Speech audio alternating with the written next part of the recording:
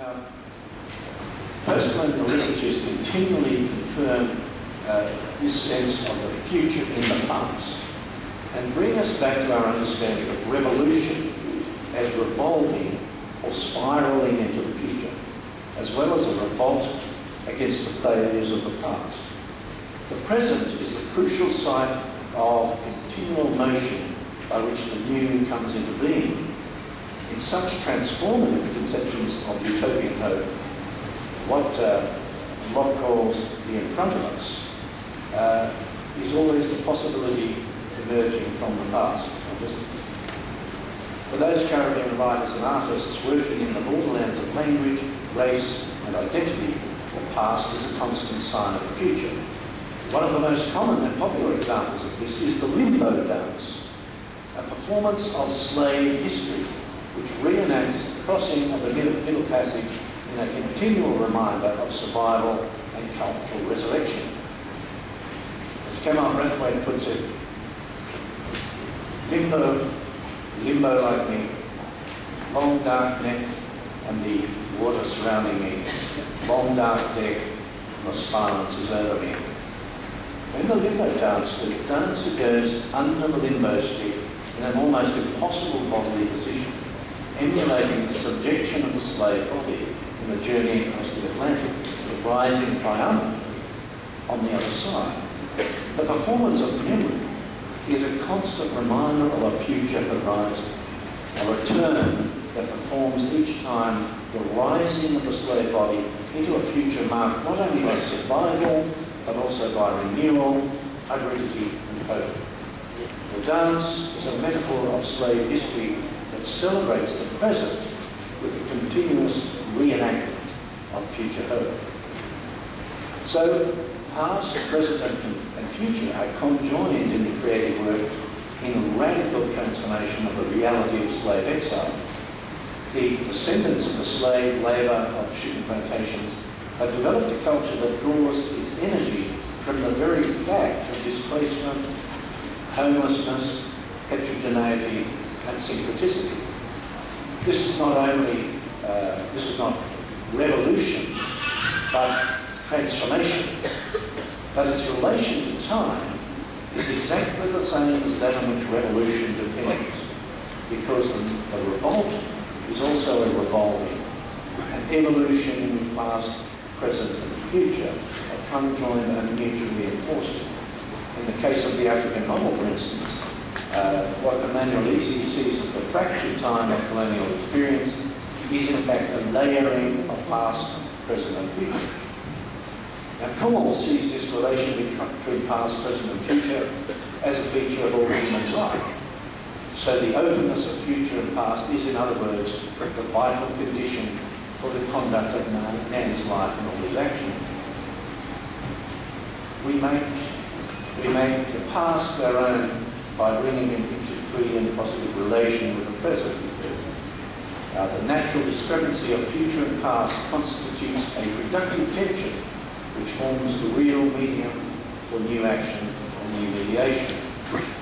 In other words, the tension of revolution is rendered productive by its location in a spiralling compression of time. Now, the contingency of the past disrupts the apparent polarity between past and future. And for Ernst Bloch, this disruption is absolutely necessary to understand the nature of the relationship between being and possibility. He asserts that for Plato, beingness is beingness, and he admonishes Hegel because what has been overwhelms what is approaching. The categories future, front, novum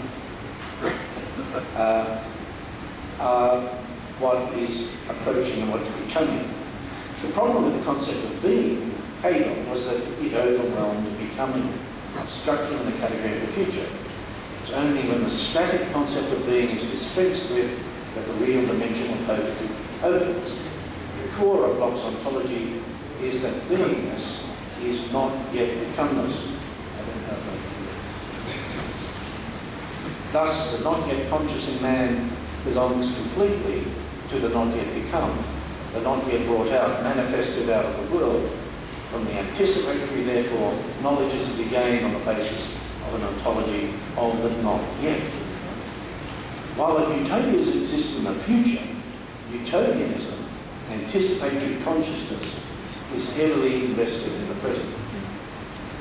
In Locke's reinterpretation of Marx, his ontology of becoming has a political, liberatory dimension.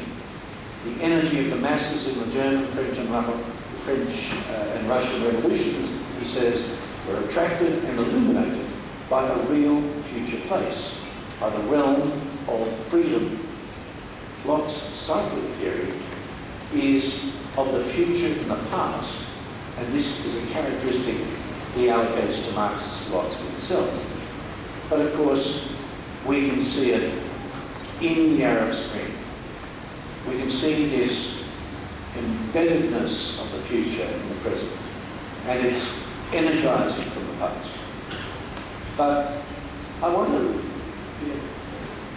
show a very, very interesting example of this in the strategic use of a postcard designed in 1936 by Ashcroft. Now, this operates as an iconic point of connection between past, present and future. The postcard identifies Palestine as a destination, an actual identifier place in the world. And out of the reality of the country as a destination emerges the concept, the utopian concept of destiny. The postcard operates as a hinge between past, present and future by becoming a palimpsest. The past is present in Amir Shamali's visit, which is an appropriation of Franz Krause's poster, and part of what is described as the recruit desire genre. Shamali presents a sharply satiric commentary on the current restrictions on Palestinians from visiting Jerusalem or the Dome of the Rock. And I want to return to this in the future. Now, the importance of a perception of time in which past, present and future are conjoined or layered rather than separate and lost to each other is that it refutes one of the most trenchant critiques of utopia, its static nature. The assumption is that although utopias lie in the future, representations of them, particularly those in the transcendental utopian tradition, suggest that they cannot progress. Indeed, for Locke, there is a very important difference between utopias and utopianism. His insistence on the centrality of the utopian to human consciousness and the magisterial way in which the principle of hope outlines the operation of utopianism as a fundamental feature of human life perhaps explains his central importance to utopian theory. Finally, everybody lives in the future because they strive. Function and content of hope are experienced continuously, and in times of rising societies, revolutions, they have been continuously activated and extended. Now, Locke urges us to grasp the three dimensions of human temporality. He offers us a dialectical analysis of the past which illuminates the present and can direct us to a better future. This reformulation of time privileges the ongoing function of utopianism over abstract utopias. Locke's major premise is the energizing of the present with the anticipation of what is to come. For him, utopias are pipe dreams. Without utopianism, however, we cannot live. But can utopianism exist without a vision of utopia? What the Visit Palestine postcard series reveals is that home is not paradise. Home is not the non-place utopia, nor is home a shimmering object in the distance. Home is the luminous possibility of the present. And in this respect, it is far from static. It is a dynamic horizon of everyday living. Freedom, like consciousness, can never exist in the abstract.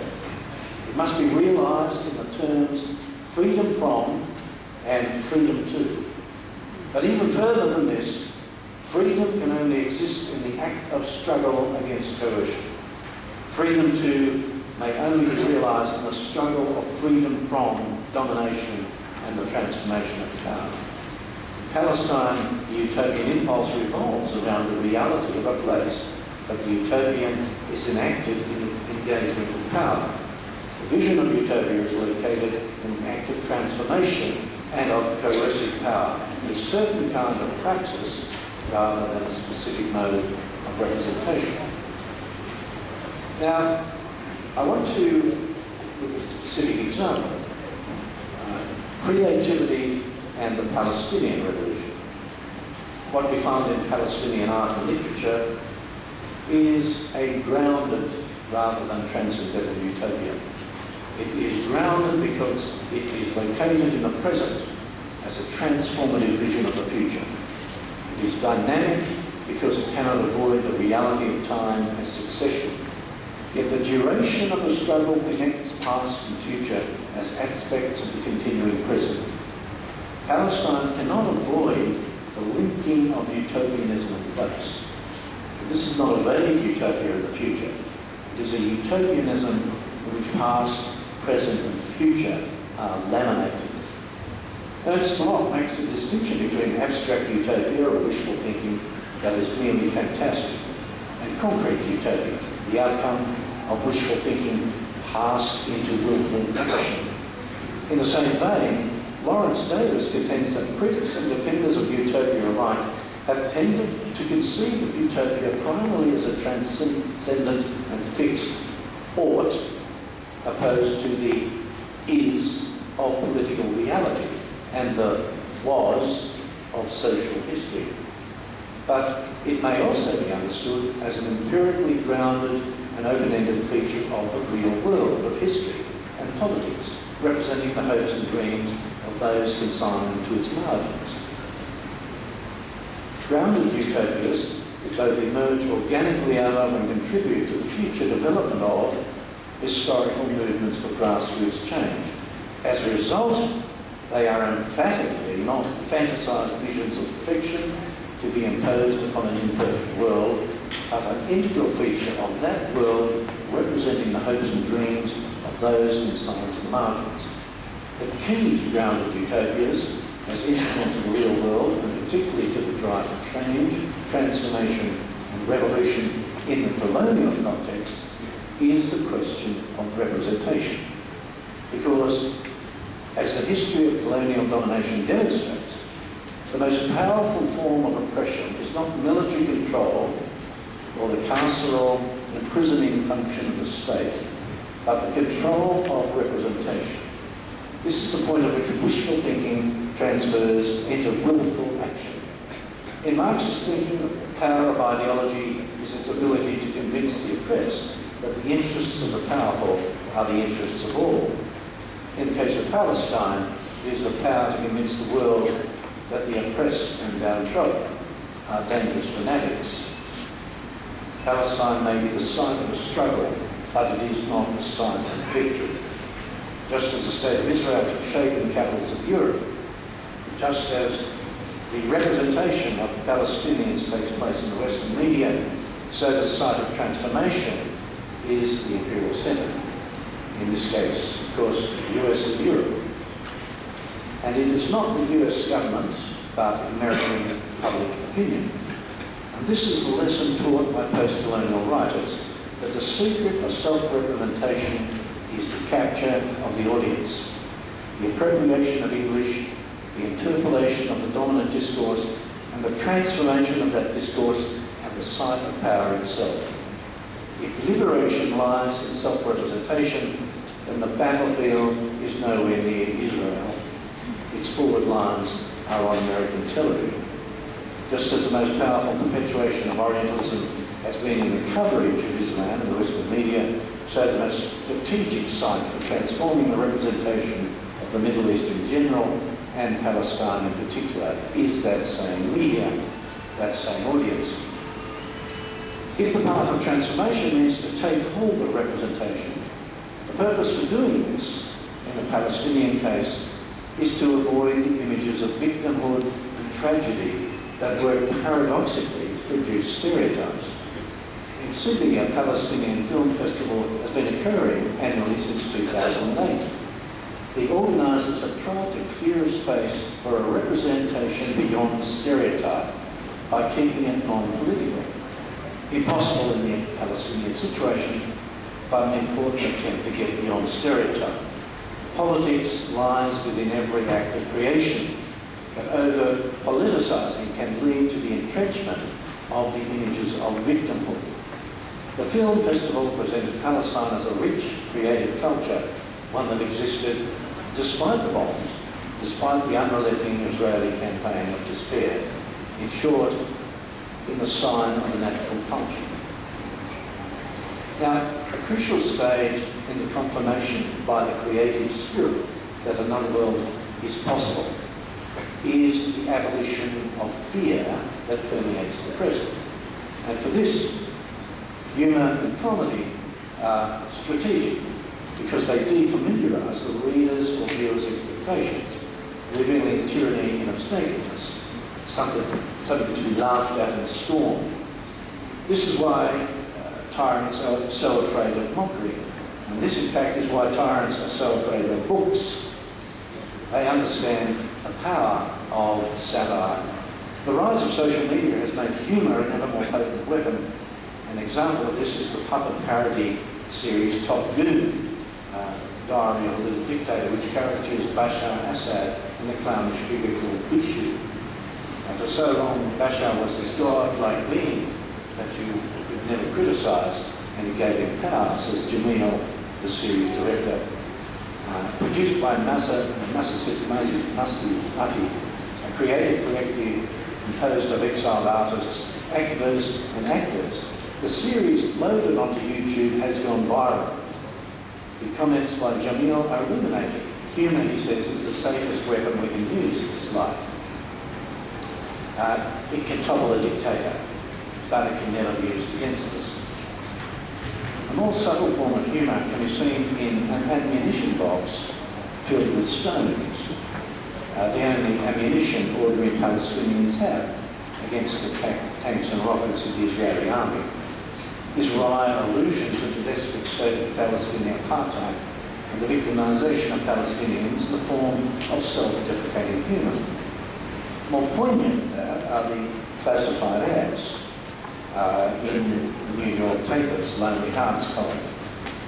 Palestine flamenco dancer, Semitic sex pot, Jewish male for long-term relationship and to share a life in Israel. I love Palestinians in life. Another one, Palestinian Semite in search of Jewish soulmate. Do you love milk and honey? I'm ready to start a big family in Israel.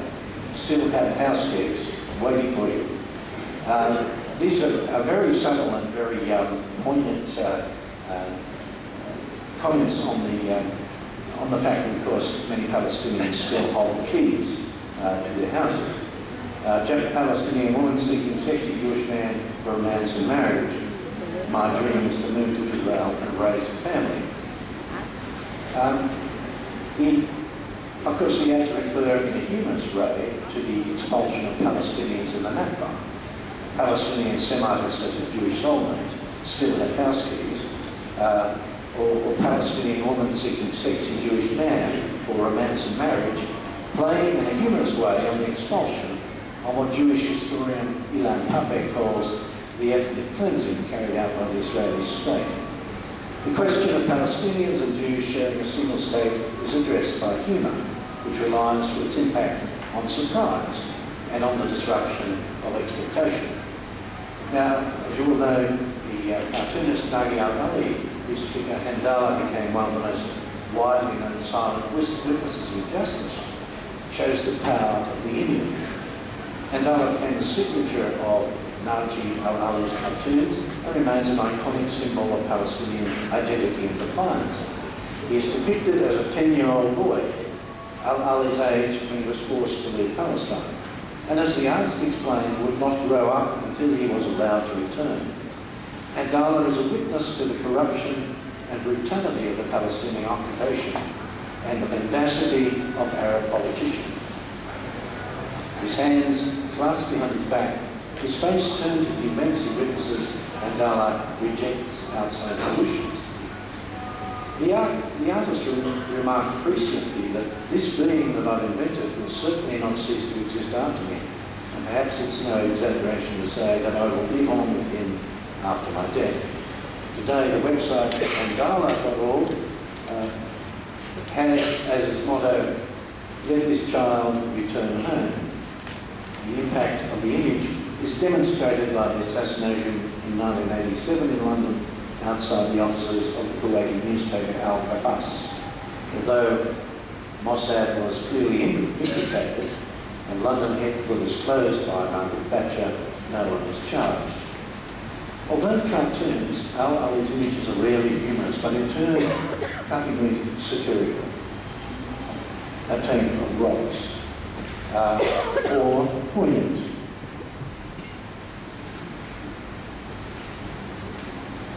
I would say these are satirical or poignant, melancholy, angry,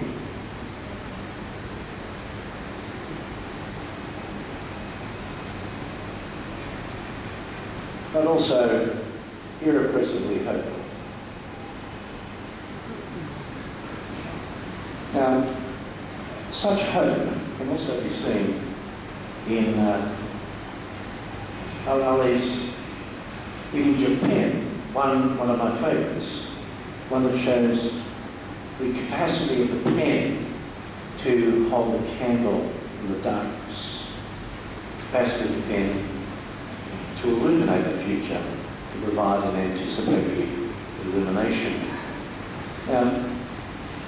But such hope can also be seen in Jan Khalili's colour correction from the Camp series, which depicts Al-Amari refugee camp near Ramallah, established in 1949 to provide housing for displaced refugees.